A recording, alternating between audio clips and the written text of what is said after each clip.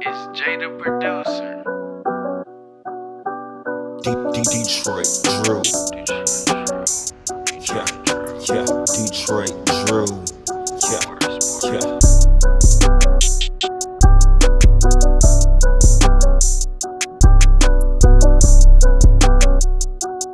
What up, though, peeps? How's it going? And yes, your eyes are not deceiving you.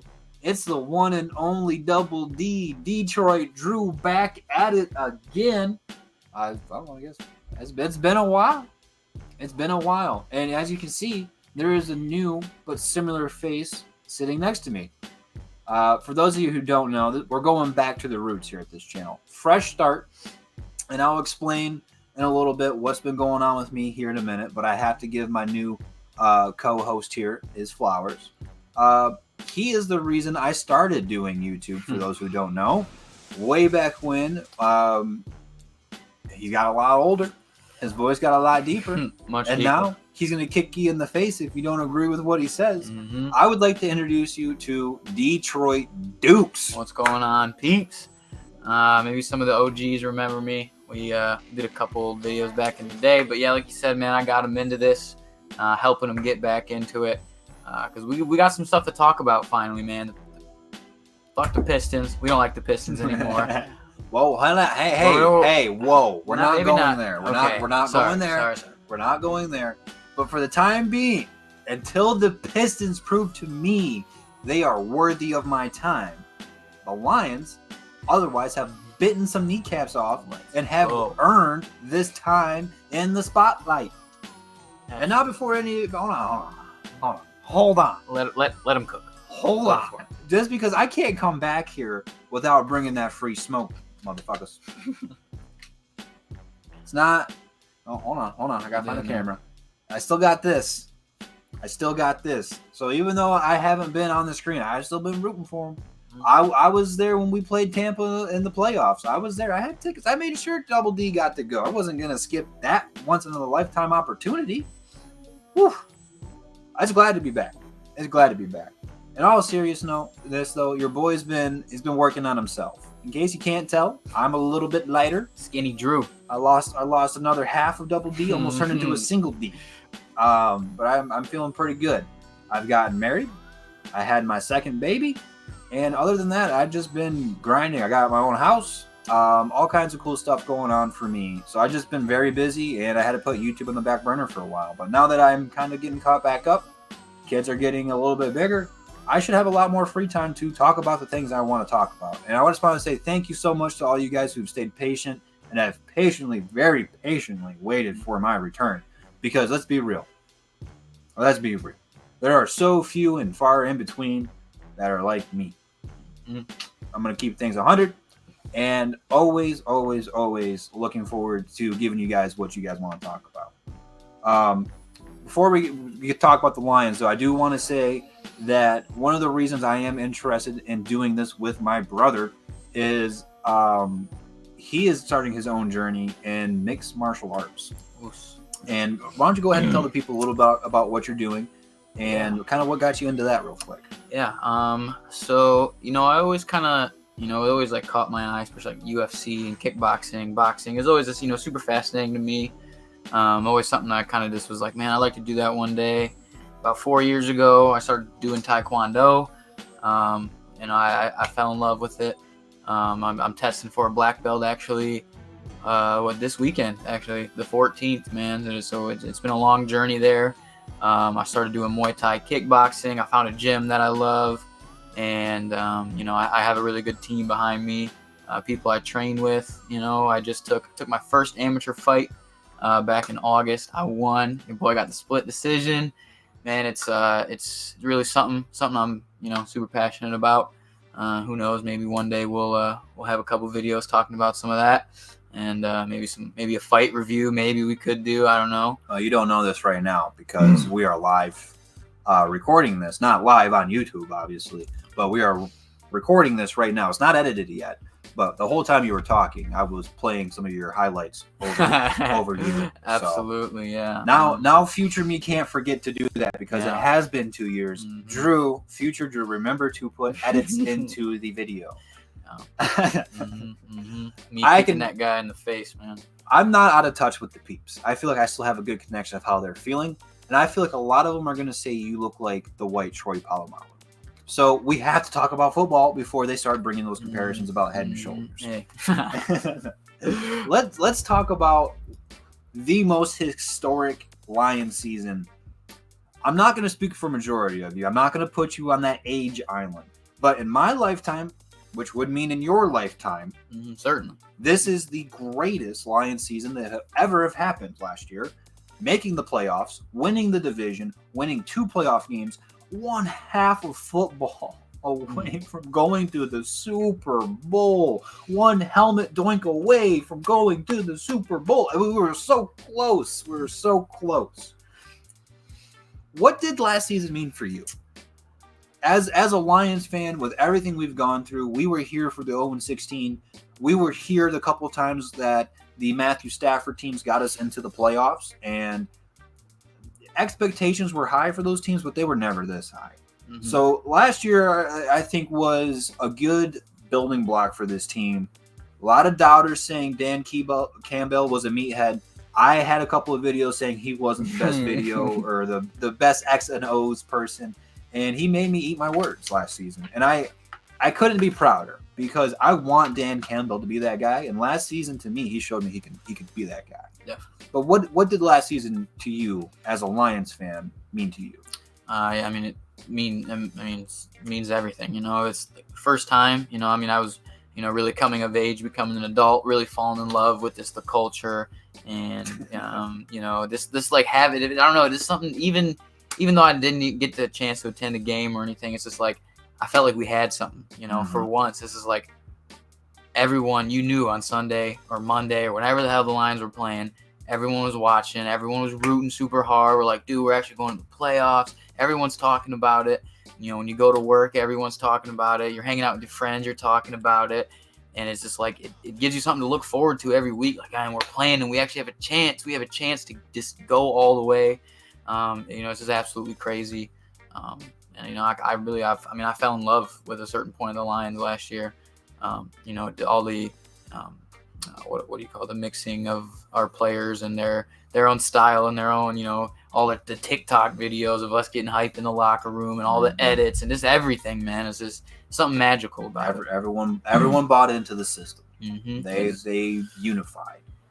I don't want to keep rubbing this in, but my lovely wife canceled our honeymoon to Vegas. We were going to Vegas and party. She canceled it to get us playoff tickets to the Buccaneers. So we spent the weekend in Detroit, and I have to say that was the best weekend I've ever had in downtown Detroit. The entire city, no matter who you were, what you did, if you were from the state of Michigan and in Detroit that night, you were a Lions fan. Bartenders and cops and taxi drivers and everyone in between was nonstop talking and rooting about the Lions. And it wasn't just that. It was the fact that the Lions backed it up, too. Those games weren't the prettiest games, but the Lions got pretty far and got the job almost done. Almost done. In the words of Kobe Bryant, the job's not finished. But in terms of the Lions, that was a very, very successful season.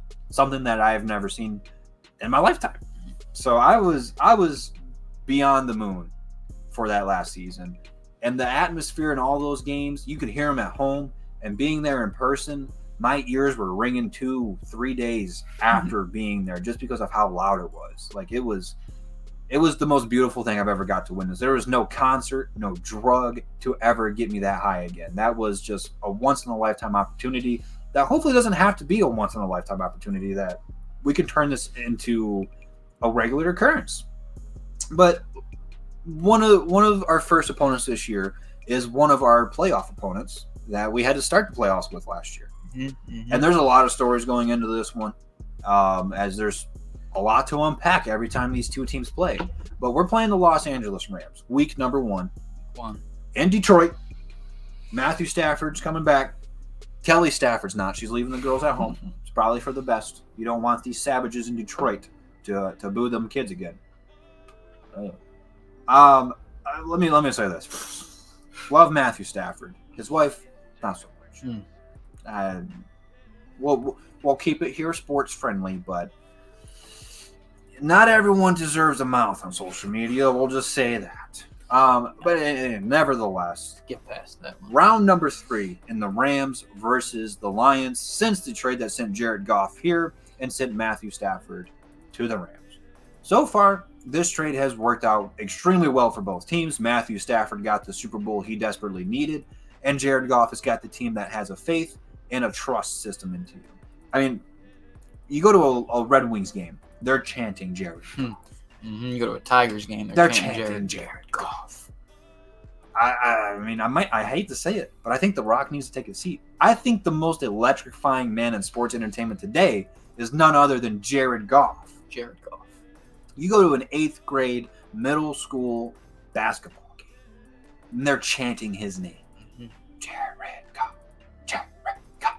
You don't think come Sunday night, let's say about 6:30, I would assume the doors would be opening, that Ford Field's not going to start those very same chants?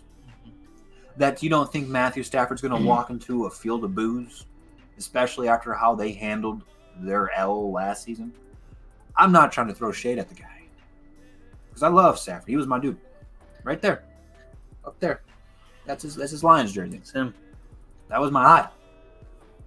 But he's not on the team no more, which makes him our enemy. I don't care week number 2 if he throws 500 yards and 6 touchdowns. It's not happening at Ford Field this time. That being said, there's a lot to unpack in this game other than just Jared Goff and Matthew Stafford. On the flip side, the Rams offense is back, and it is healthy. Healthy Puka Nacua that shattered every rookie receiving. Everybody, damn near, pretty much, right? He broke every receiving rookie record that you could think of. Cooper Kupp, on the other hand, is, I don't know, the Miguel Cabrera of the wide receivers in the league with the Triple Crown threat. And then Matthew Stafford's that guy. But then Williams in the running back, that is a very powerful and scary offense to have to deal with. And last season in the playoffs, it torched us. Cam Sutton got barbecue chicken, man. He was burnt toast. I guess it's a good time. I mean, we do have a new secondary now. We got a lot of young guys coming in. And I feel like there's only room for improvement for our defense coming up. So that's going to be something I'm looking at when the game's on, just watching that, see how they play together, see how well they're picking up on the plays. I mean, we've played this offense quite a few times. We know who to look for. We know Puka. We know Cooper's going to be out there. We know the Williams, their running back, is going to be pushing the pace, and we got to be ready for them. We got to match them. We have to fire back on offense, and just hang in there with defense. I think it's going to be a very offensively powered game, to electrifying, very high chance of explosive offense. It's going to be one of those games to see either if maybe the Lions can have a controlled offensive explosion, and where they're handling the ball well, they're picking their opportunities, as where I feel like the Rams, it's just going to be a lot more way deeper throws, much more rapid explosions, bigger plays. Whereas I want to see us control the ball and have controlled explosions, to where when the opportunity's there, boom, we're hitting big plays, and then we just keep running it down their throat. You know what I'm saying? There's one guy that the Rams will not be able to control, and that's none other than the man, myth, and Superman himself, J-Mo. I think that J-Mo, as long with many other people, are expecting him to have a breakout season. I know him and Jared Goff got a lot of work in this offseason to build up that chemistry, and those plays were there last season for those deep shots. They were there. They were there. But J-Mo's such an explosive player. You don't even need to throw the ball deep down the field. I mean, the run against the 49ers on the sweep, beautiful. He just smoked everybody. No one was even close to him. You know what I mean? Just screen passes and getting him in open space is a defense's worst nightmare. You pair that up with Amon-Ra St. Brown, who is a route running machine, and Laporta. I'm not saying our guys are as individually talented as Cooper Kupp and Puka. But as a team and as a scheme, we are a nightmare. Our offense was bar none to nobody last year. Ben Johnson coming back, more experience underneath his belt, knowing what more it takes.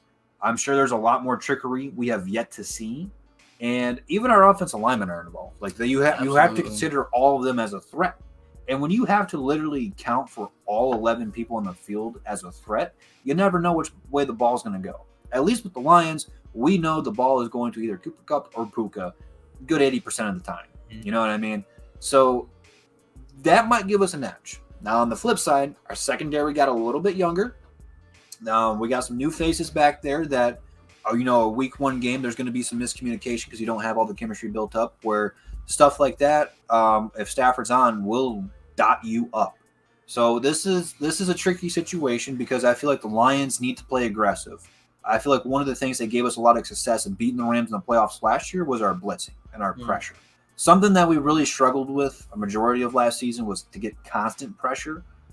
We went out there and got some free agents to help reassure up that defensive line so it's not just Hutch out there. But I think a lot of what's going to go happen on with the blitz is going to rely on our linebackers to pick up that slack of not just playing zone and filling the gaps, but putting the pressure on the quarterback and making their life a living hell. I think that's one of the next steps for our young linebacking core is to help put the pressure on. So that way, if you want to run a 3-4, you can effectively and still be aggressive. And I mean, Hutch is a freak of nature where we've seen him drop back into a zone and get a pick.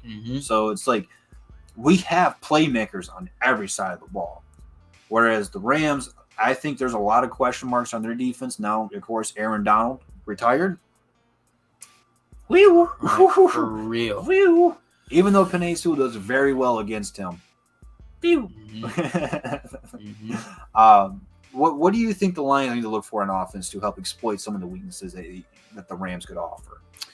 Well, I think one of our biggest upsides is that O-line. I mean, our O-line is huge. Those guys are awesome. They're bullies, and they work well as a unit together. And I think that's something we really have to utilize and, getting Montgomery, heavy workload behind those guys to set up the passes, much like in my fights, to hit those kicks, man, you got to set them up with the punches. 1, 2, then kick them, run, pass, screen, flip out something.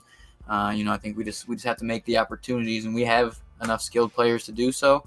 And you got to stay on our P's and Q's on defense. So like you said, Stafford will light you up. Any moment of weakness, he's going to fit the ball in that slot. We just got to roll with the punches and, keep going, fire back. I'm also very interested to see Laporta out there again. Had a great year last year. I think he could be runner-up for one of the best tight ends in the league. The way fantasy football players, the way Travis Kelce put up numbers Thursday night, Laporta's got a shot to be the number one tight end right now. It's only week one. All that time this is coming out right now, the Packers are playing the Eagles as we're recording this. But as of right now, only 2 tight ends have better receiving yards than Laporta. By the time this comes out, possibly 4, possibly. So one of the things I think is crucial to this is the coaching. Sean McVay is a young genius, and Dan Campbell has the testicular fortitude of Dan Campbell. There's no matching that. And this guy is crazy. He wants to eat your kneecap, and he's going for it. 4th downs. 4th and 20, we're going for it. 4th and 2, we're going for it. We're kicking a field goal? No, we're not. We're going for it. You know what I mean? I respect. And he didn't break from it. I know a lot of you are upset you didn't kick any field goals in playoffs, but we didn't do that the regular season. We got that kicker from the XFL something. Pretty sure he played for the Michigan Cougars.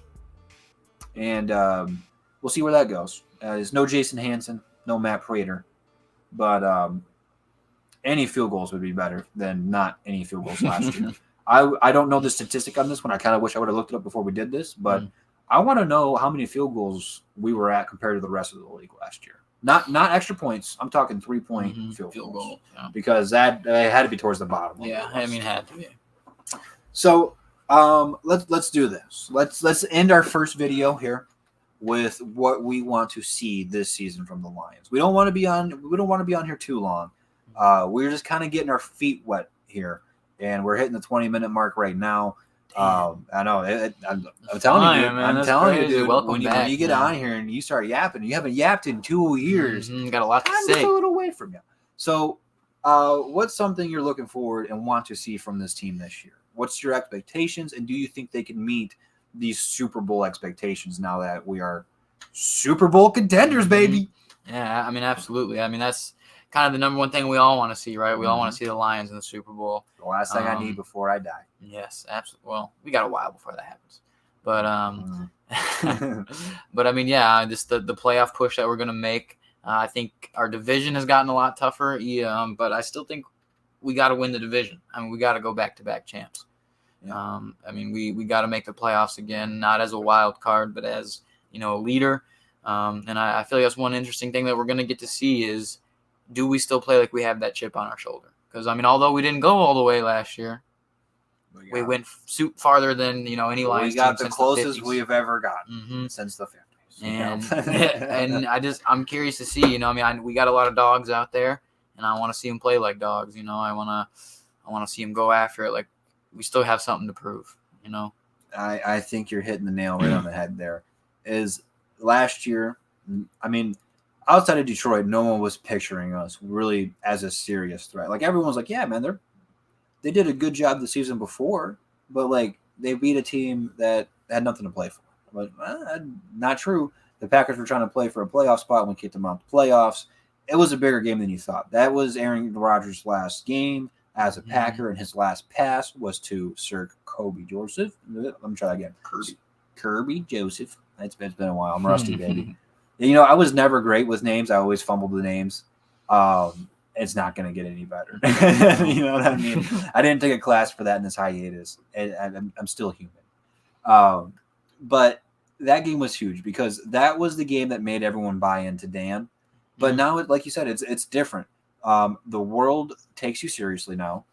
There's a lot of fans outside of Detroit that think the Lions are going to win the Super Bowl, which is honestly crazy because every time I've always said it, it's always been a joke. Every time I bet on it, it's been a joke. And now if I bet on them this year to win the Super Bowl, you pretty much win no money because the odds aren't that ridiculous right now. It's crazy. We have yet to really see a Lions team under this kind of pressure, so there's really nothing to go off from our history before. This is new territory for us. You know what I mean? Like we got really close with Barry Sanders when they went to their championship game, and then the next year everyone was like, "Oh, they're going to go," and they just never met those expectations again.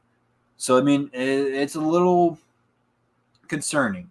But this team is built better than the Barry Sanders team. The Barry Sanders team, it was Barry Sanders and a bunch of Lions jerseys.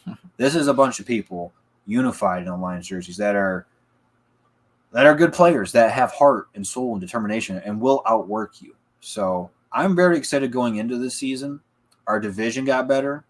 I feel like a lot of the teams in our conference got better, or at least the good teams moved around some key parts that are going to keep it interesting. You know what I mean? So you never really know what you're going to get out of an NFL season. It's such a long grind, but I think the Lions are still hungry. I think that last season left a bad taste in their mouth, that they didn't get enough to eat, that they're licking their lips. They're ready to get back out there and start hunting again. And the first thing you're going to feast on is some Rams. That's a good appetizer. That's a good way to start a good hunt. You know what I mean? And the city's behind them. Every home game is going to be sold out. And last year, our big thing was traveling on the road. A lot of our fans went to, Tampa, of course. I mean, who's not going to want to go to that game? But even places that you don't want to go to, our fans went to. I mean, 49er in a playoff game. There was a lot of blue jerseys. A lot of blue jerseys. And one of them was Eminem. So the hype is real for this team. And I think that this team can back it up. Of course, Super Bowl is the hardest thing you can do. But this team has what it takes to get there. And not just get there, but win. And I'll seriously say, if we could have, this is a game of what if, and I don't want to do this because we didn't, but if we would have beat San Francisco, I really would have liked our chances against Kansas City, especially the way Kansas City started that game. Oh, dude. Ooh. What could have been? What could have been? We're going to turn what could have been into what is going to happen. So I'm very excited for this season. Other than that, Any thoughts, comments, questions, concern that you guys now have, put them in the comments. I'll try to be back a little bit more frequently. I'm not going to promise daily uploads. We're a little bit away from that. Still got to get our feet wet. But I want you guys to comment down below what you're feeling. How are you guys prepping, tailgating for this game? Any cool things you guys are doing like that? Anything you want to give the peeps a shout out on? I don't think you could have really said it much better, man. Leave it below what you think, how you're feeling, where you're watching from in Michigan, maybe. Let's just get hype. Sunday, right? We play Sunday, or we play Monday? Sunday night. Yeah, Sunday night, man. We'll all be watching. Maybe we do a watch party. Probably not. But that's gonna be a late one. Yeah, true. But we'll all be watching together in spirit, man. Let's be hype. That's the one thing as a dad now. I hate the late night games. So I'm like, all my dads can relate. But we won't keep yapping. You guys stay safe, and I'll catch you guys in the next one. And that's the bottom line. What? Because Double D said so. Peace.